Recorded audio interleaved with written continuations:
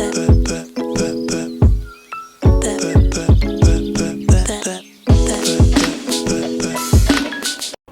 so this week I want to talk about my coming out story and my feelings about coming out.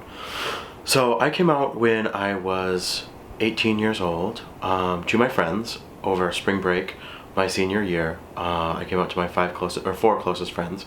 The five of us are still friends, really good friends today, my best friends. They took it super well. They were loving and supportive and were really there for me right away. In fact, 4 out of the 5 members of that friend group, including myself, came out as queer later in life or even before I had come out. And so that may sound late to some of you, especially the younger people watching this video. When I was growing up, even though it was only about 10 years ago, in the early 2000s, there really were not as many gay role models on TV or gay people in the media, and even gay people being talked about. It was something that people really didn't talk about. So I'd always known that I was attracted to men and that I was interested in men, but honestly I just thought it was a normal thing up until I was about 15 or 16. That's when I realized I was gay, and then it took me a couple more years to kind of come to terms with my sexuality. And I did, and I came out to my friends when I was 18, when I was a senior in college. Then, a year later, over Memorial Day, my freshman year of college, I came out to my parents. And when I did this, I had about 2 weeks of school left after Memorial Day because of the job I had at school. So I planned to come out when I was home over Memorial Day, knowing that if my parents didn't take it well, they would still have 2 more weeks to kind of chill out and come to terms with it a little bit more. So that's what I did. The Saturday of Memorial Day that year, we were at my aunt's house having lunch, family lunch on her patio, and I came out. And those of you who have come out, or those of you who are in the closet, know that before you come out, you plan a really long, eloquent speech, and it's going to be really good. And of course, how could everyone not love you after you give that beautiful speech that you've been thinking about for your entire life? I didn't get to give that speech because immediately, as soon as I started talking, and I just said, all right guys, I want to tell you something. I know you're gonna love me and support me. My dad jumped up from the table and started walking away because he did not want to hear what I had to say, because he knew what I was gonna have to say. So instead of my long eloquent speech that I had planned, I just yelled, I'm gay. Naturally after that, I'm sure you can expect that my father did not take it very well. So we went home back to my parents' house. It was the most awkward, longest car ride of my life. I'm sure I was just texting the whole time, trying not to look at my mom or my dad or make any noise. And so we drove home, and my dad got out of the car and went into the house right away. He goes in the house, my mom and I are in the driveway, and she's crying, and she says, I'm gonna talk to your dad, give me some time to talk to your dad. And I said, okay, that's fine, and I'm like barely holding it together. And so I went to my friend AJ's house. You guys know from the vlog, he's been in a couple times. I went over to his house and just hung out for a couple hours, and on my way over there, I crying my eyes out in the car, harder than I'd ever cried in my entire life. I was bawling my eyes out. At that point, I was thinking, I'm never gonna talk to my dad again. We're gonna, you know, see each other at funerals and weddings, and that's it. And I'm gonna have to do Thanksgiving, and he'll do Christmas, and he's never gonna wanna talk to me again or see me again. And so I was just terrified that I wasn't gonna have a relationship with my dad. And so after that weekend, I went back to school for 2 more weeks, came back home. And that summer, I didn't talk to my dad.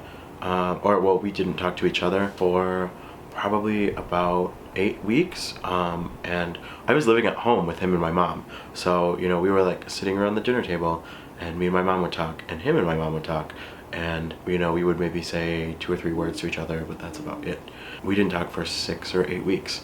And then towards the end of the summer, we would start talking a little bit about like the weather or how work was, or a funny commercial we saw or something like that. Very like bland, not exciting conversation.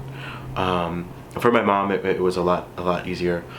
She definitely took her some time to get used to it, to come to terms with my sexuality, and I gave her the space to do that, but she really recognized that she also needed to be there for me, and so she kind of would ask me questions about my partners and really tried to be involved even before she was really comfortable with it, because she knew that it was important to me. And so that was about the first year or so. It really took me and my dad about probably 2 or 3 years to get back on the same, level and the same relationship we had before I came out. And it took a while, but now, honestly, now we have a much better relationship than we've ever had before. And I think had I not come out, we would not have had a relationship that we do now. It's amazing. We talk all the time. So I go visit him a few times a year. He comes back here. He stays with me, me and my boyfriend. He jokes around with my gay friends. He loves Eric. He actually asks all the time, like, when are you gonna bring Eric to Denver to see me? I want to see Denver. I want Eric to see Denver. I want to show Eric around. Like, super loving and super supporting. And the same goes for the rest of my family and my mom and all of my friends. And it did take some time for that to happen, but it really was worthwhile. So that brings me to what I want to talk about next, which is why it's important to come out and why coming out makes you feel a lot better. It's important to come out because if no one came out, the LGBTQ community would not have the support and acceptance that we do have. We definitely have to do a lot of work on that still. In many places in the world, you are still imprisoned for being gay. Even in the US, you can get beaten up for being gay. People can be thrown out of their homes for being gay. That's why it's so important for people to come out. Had I not come out, my dad probably would have continued voting against gay rights and not supporting them, and he would have continued to think that gay people are not good and there are no good gay people. I think the same goes for many other people in my life who maybe did not have open of a reaction as my dad. I know when I was in college, the fraternity I was in, there were many members of the fraternity that said, you and this one other gay dude are the only gay people I've ever met. And I grew up in a rural farm town. Had I never met you guys, I would have thought that gay people were all like sinners and going to hell, but you guys are good people. And I now have a face to put to that movement. That's really important. That is the best way, the most tangible, strongest way that we can push for our rights is by coming out and showing how many of us there are, and also putting a face to the movement.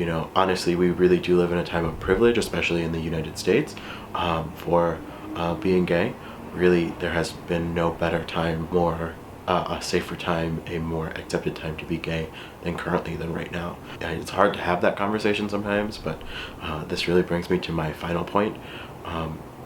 As someone who has come out, before you come out, it's really all you think about. You think about it when you wake up, you think about it when you're eating, you think about it when you're at the gym, you think about it when you're in the shower, you think about how you're in the closet, who knows if you're gay, can anyone here, is anyone here looking at me and figuring out I'm gay? Are the shoes I'm wearing, do they make me look gay, or do I need to butch up a little bit?